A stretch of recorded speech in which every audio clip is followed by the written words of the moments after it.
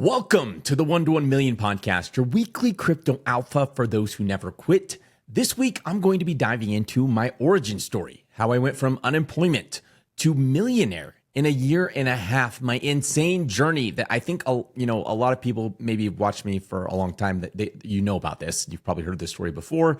But there's quite a bit of people who are newer to my YouTube channel, newer to my podcast, who've never heard this story, which is weird because this is where I started. This is where everything began. But there's a lot of people who just know me as this guy in crypto, and they don't really know how I got involved, how I built my portfolio, how I originally started investing in the first place. So I wanted to kind of dial it back and go to my origin story, especially with me renaming the podcast from Never Die. This is the third time I've renamed my podcast. So I started as Steady Lads. I renamed it to Never Die, and now I'm renaming it to 1 to 1 Million podcast.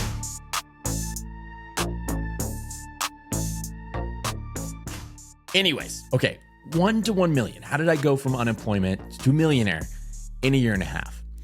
It actually starts with a little bit of tragedy. Okay, so back in 2020, I was living the high life.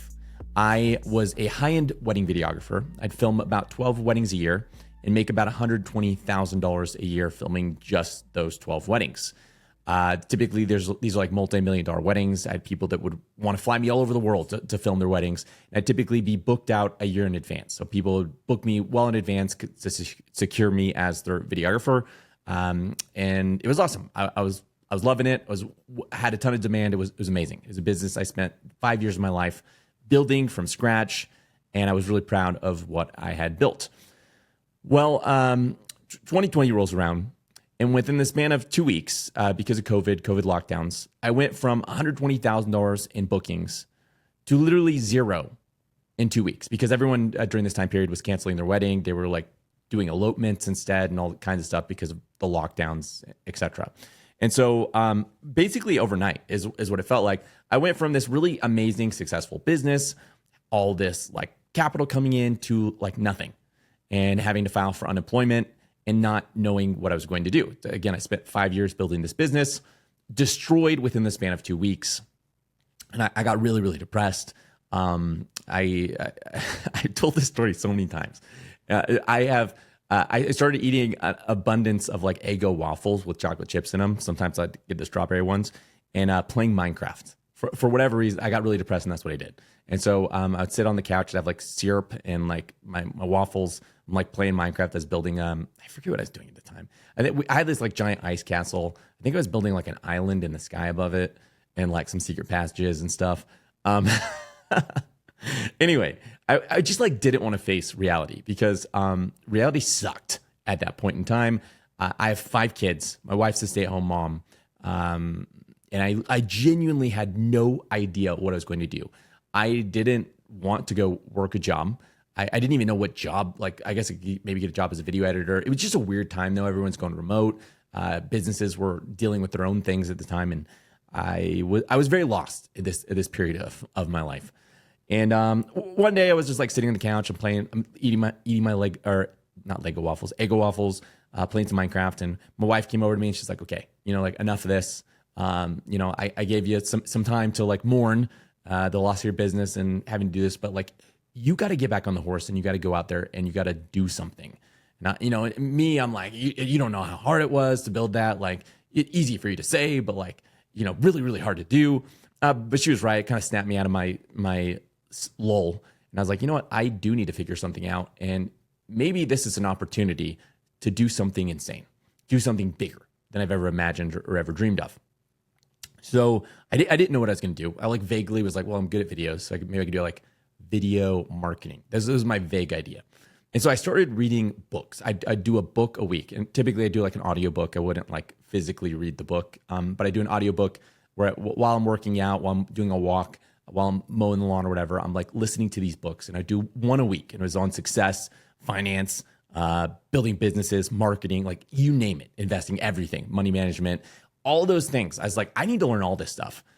Just really to spark an idea of like what in the world I was going to do. And I did a lot of marketing books early on because I was thinking video marketing, and I was trying to figure out like maybe how I could do that. I wasn't really sure, but Anyway, a couple months basically go by of me reading these books and trying to formulate a plan. I'm really not any closer to formulating a plan at this point, but I've read a lot of books and learned a lot of things.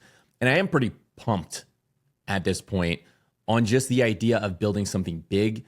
And I don't know, when you're listening to that many success books and like really successful people tell you like how they built a business from scratch, you just get kind of like motivated and pumped.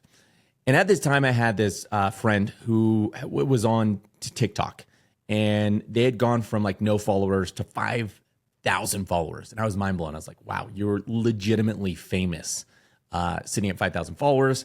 And I was like, that's crazy.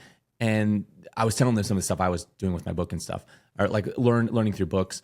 And they're like, wow, that's really like interesting. Like you should make content on TikTok too. I feel like you do really well. And I was like, I don't know, like, Maybe I'll try it out. And so it was like that day or the next day, I like went into my house or my truck or something, and I like filmed a quick video of just something I'd learned from one of these books.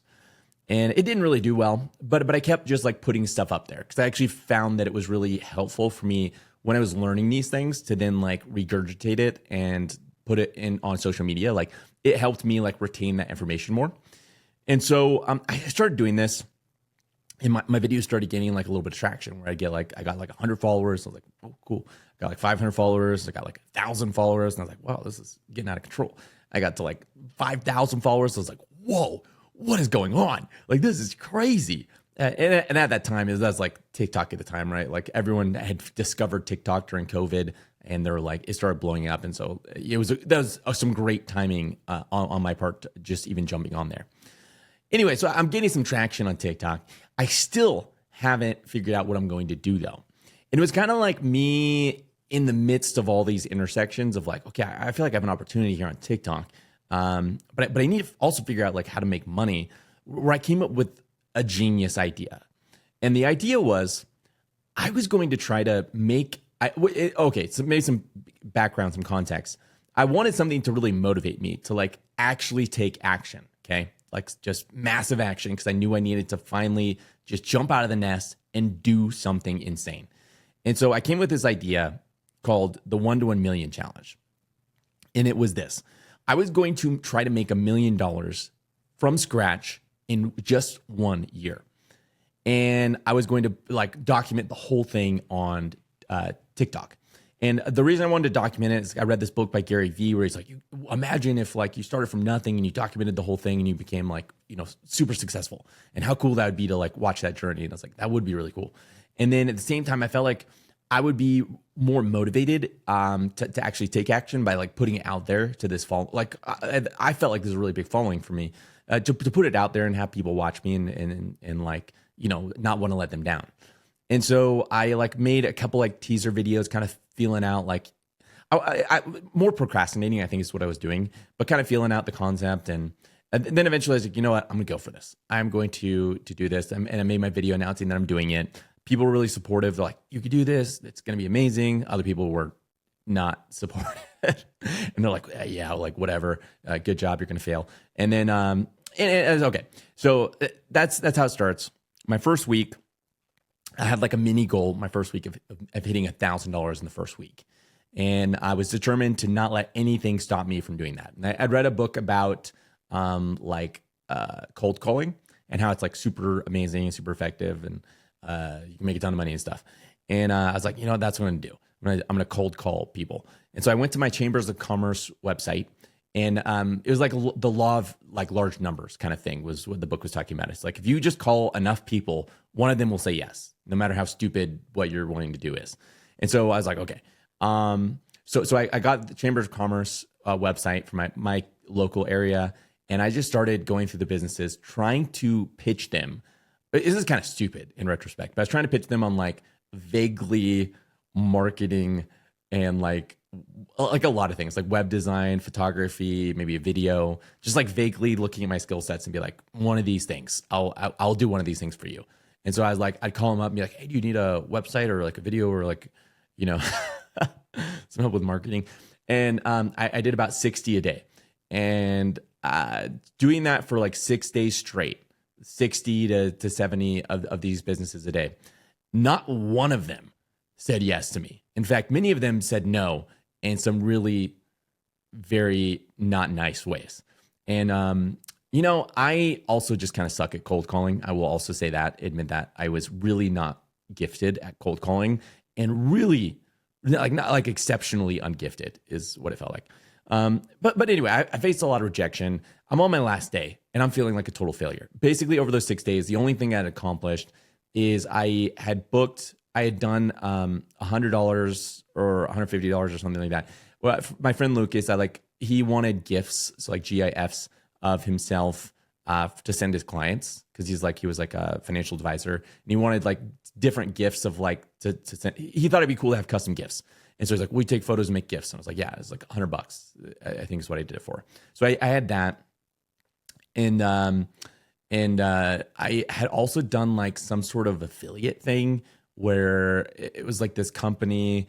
And if I could get even like one person to sign up, I got like paid $100. And I think I legitimately just got one person to sign up, and I made $100 that way. So that's 200.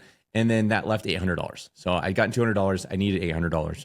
And, I was like sitting there trying to like get like my confidence up for like another round of cold calls when I got a cold call. So since I had owned a business before, not that long before, I always got like calls like this where like people would call me up and they're like, hey, did you know you qualify for a loan? Or, hey, did you know that we can offer you cold calls? I'd get like random cold calls. Okay.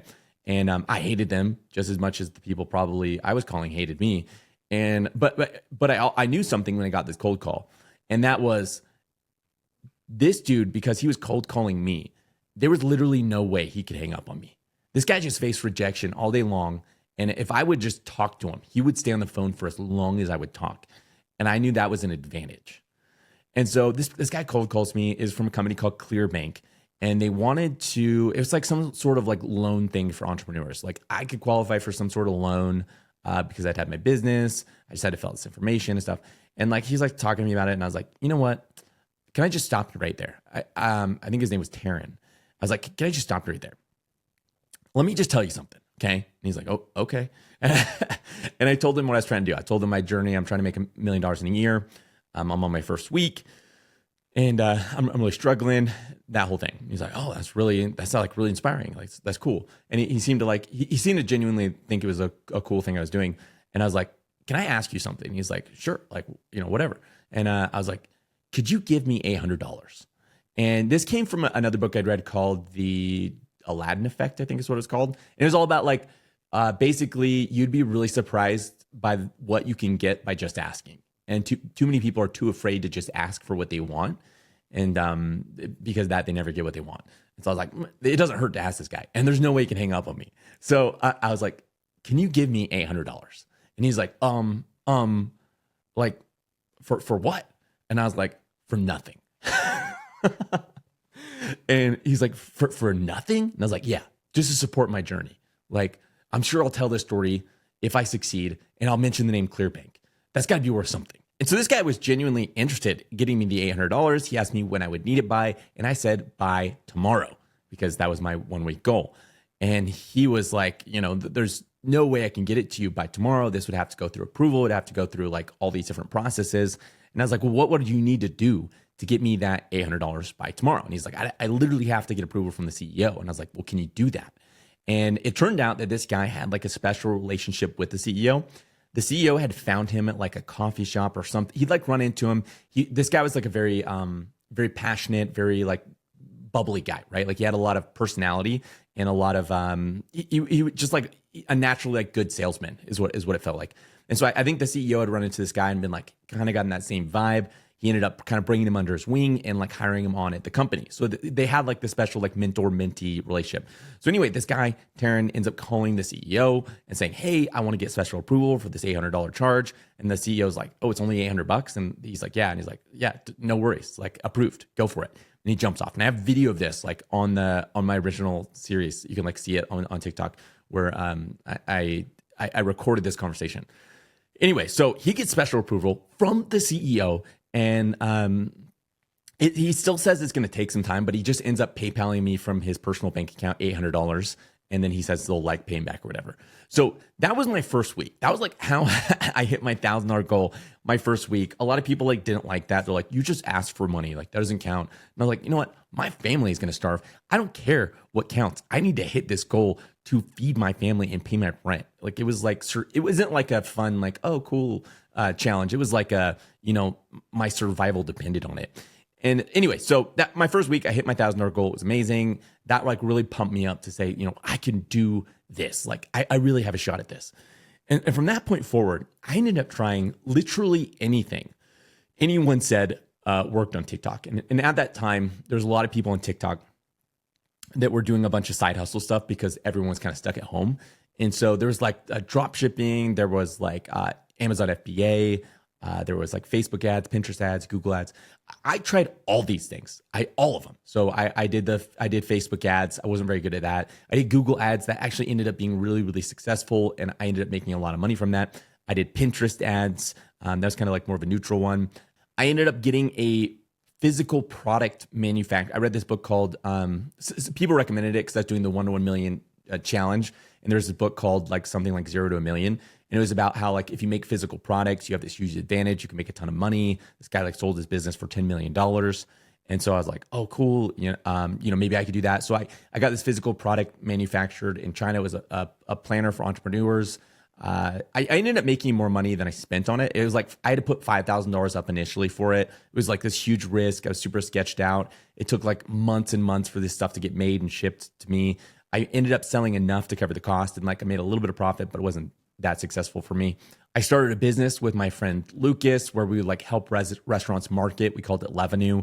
We made we went to this business for free. I made like a website and took all these photos and stuff for them. They were super impressed. They ended up paying us, I think it was $1,000 or $1,500 a month to continually to like run marketing for them. We did like Google ads optimization and stuff. That ended up being really, really effective as well. I even did this thing where I read this book, How to Win Friends and Influence People, I think was the book it's from. They were just talking about how like this car salesman would send physical handwritten like postcards to his clients like every year. And because of that, he like had tons of clients. Like he was the most successful car salesman in history or something like that.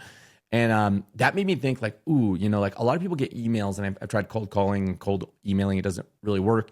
But I wonder for like really high end places, if you could do like postcards, like handwritten postcards, and if that would be a really effective marketing strategy. So I ended up buying this like weird little robot thing that would like handwrite like postcards for me. And I ended up pitching this to a couple different businesses that ended up signing on that had like really high end clients. And I would do this like postcard business. It ended up actually for one of the businesses being really effective. They like most of people didn't respond, but one of them ended up giving them like a $400,000 job because they would do like they would do basically these big like hotel restorations. I ended up at one point even doing flipping raw land. So I read this book called Dirt Rich, which was about flipping raw land, and I ended up buying. I like sent out all these postcards to all these different people that had land that it was supposed to be like tax delinquent, but I screwed that up somehow and didn't actually like message tax delinquent people, but it was just, I would shoot them like these super low ball offers for the land. I got some really angry responses. People were really offended by this. But out of like 100, like inevitably there's like 2 or 3 are like, sure, like I'll sell it. I forgot I even had that. And so I ended up finding a piece of land I liked. I bought it for really cheap, and it took me like a couple months. I went out there, I took some pictures, I listed it, and I ended up selling it for a little over double or triple. I don't remember at this point. It's in my old videos, but it was at least double. I sold it for quite a bit of cash, and it was awesome. The months go on doing all these side hustles and trying every little side hustle I can find. And after about 6 months, I make it to like $80,000.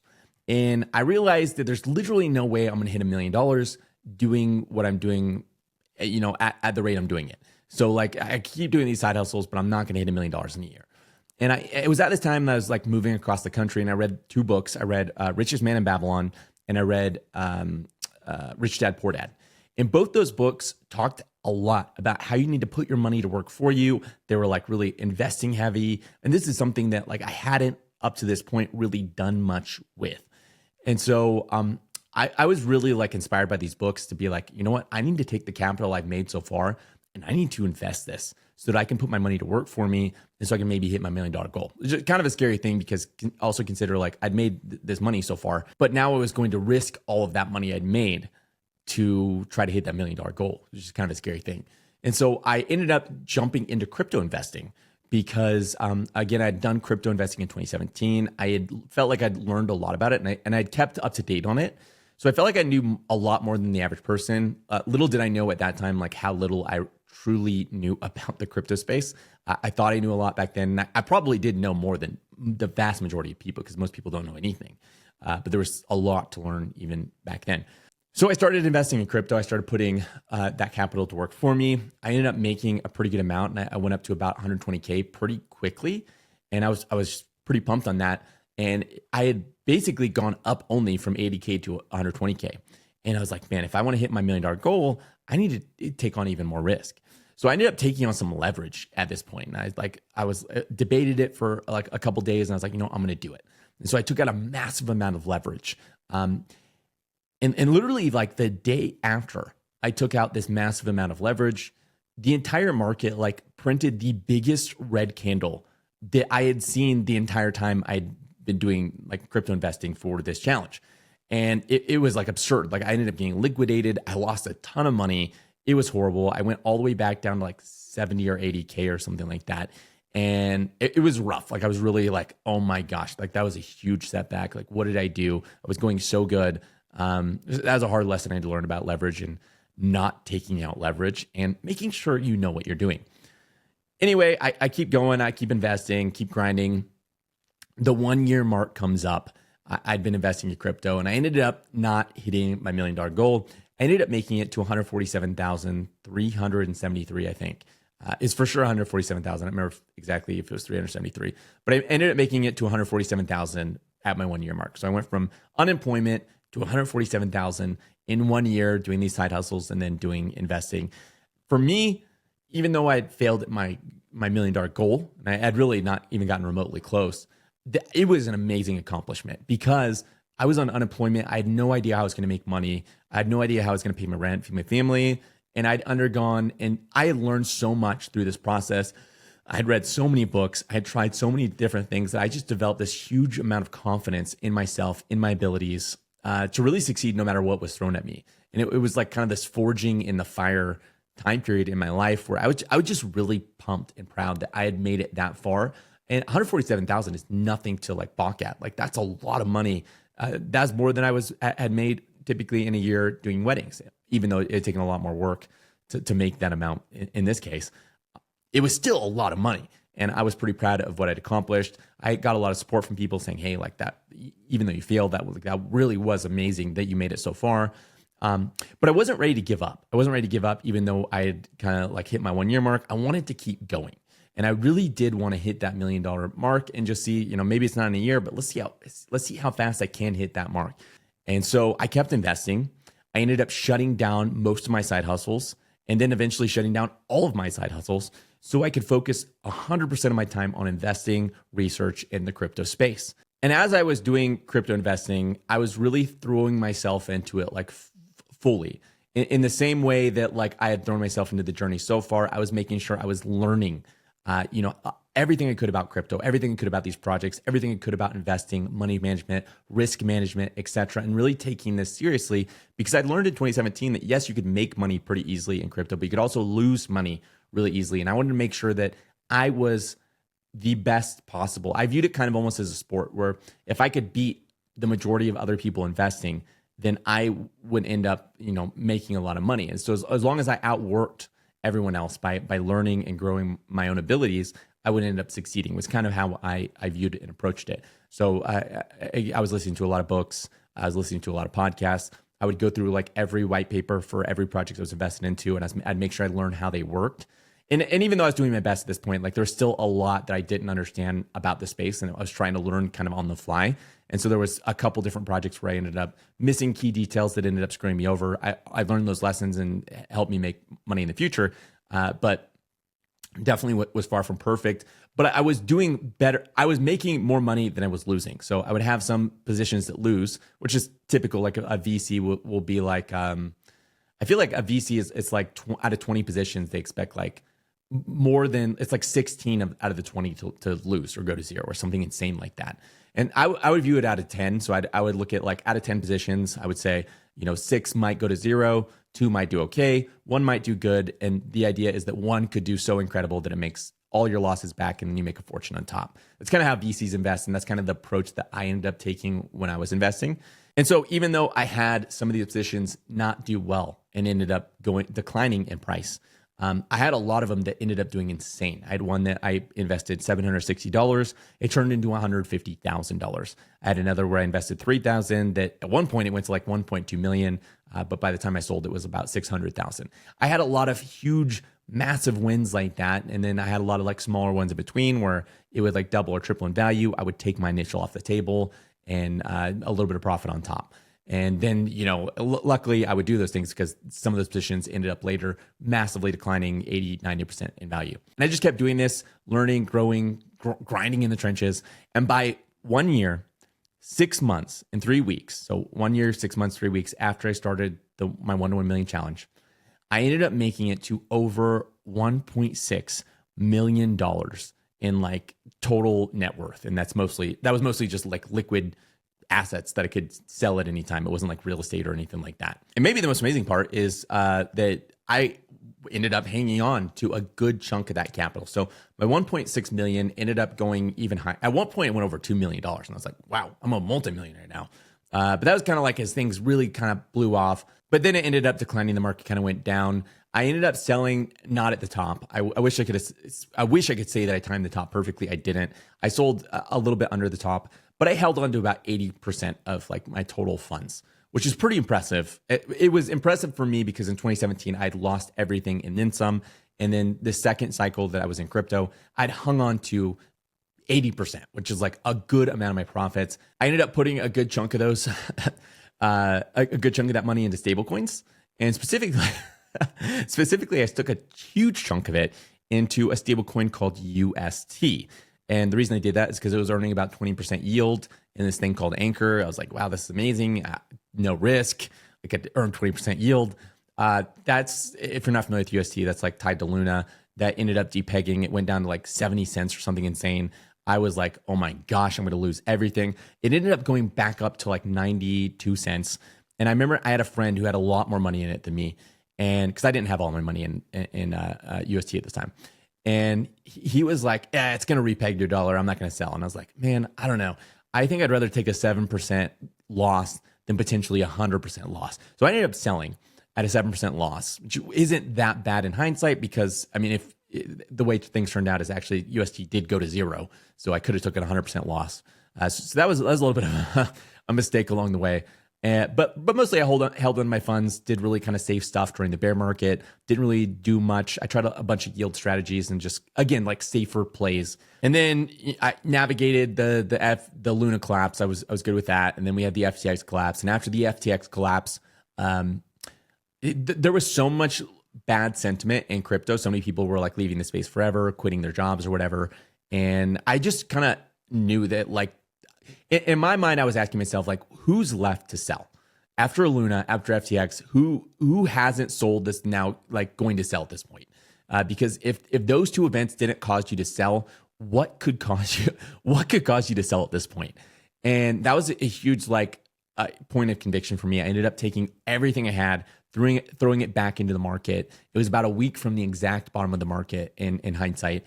And ended up making a pretty decent amount since then. So I took like my entire net worth to put it in. I'm up a little over 200% right now, which is like really good for my entire net worth. I don't know. I feel like it's really good. I've had other positions, like I've had like a Kosh did like a 20x. I don't include this in my net worth, but I had a meme coin do like an insane, like $3,000 into like 3 million. I couldn't actually pull the money out of that because there wasn't liquidity for it. That's why I don't really include it in my net worth. But I've had some really big wins. But overall, when you account for everything, my portfolio is up about 200%. My goal this cycle is to do a 10,000% gain bottom to top. It's a crazy ambitious goal. As you can see, I like crazy ambitious goals, even if maybe I won't hit them. I like having those goals. So my goal is to do a 10,000% gain and to hit over $100 million in net worth by the end of the cycle. Obviously, that's crazy. I really don't know if I'll do it or not. I believe I will, but I'm also kind of delusional sometimes. So even if I don't, I don't really need $100 million or anything like that. I just think it's really fun to have really big goals and to aim for really big things, because why not? People are too afraid to take risk in life, it feels like. And this whole journey has taught me at a bare minimum that the risks that you're afraid of aren't as bad as you think they are.